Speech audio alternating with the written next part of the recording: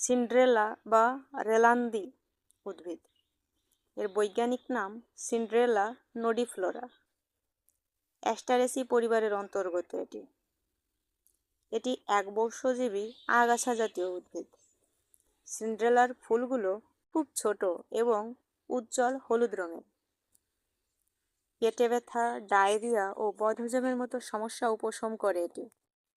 শ্বাসকষ্ট, হাঁপানি, ব্রঙ্কাইটিস এবং সর্দি কাশির চিকিৎসায় ব্যবহৃত হয়। ব্যথানাশক হিসেবে কাজ করে, যেমন মাথা ব্যথা, গেঁটে ব্যথা। এটি রাতকানা রোগের চিকিৎসায়ও ব্যবহৃত হয়। তবে যে কোনো ভেষজ ওষুধ হিসেবে ব্যবহারের পূর্বে একজন নিবন্ধিত চিকিৎসক বা বিশেষজ্ঞের পরামর্শ নিন।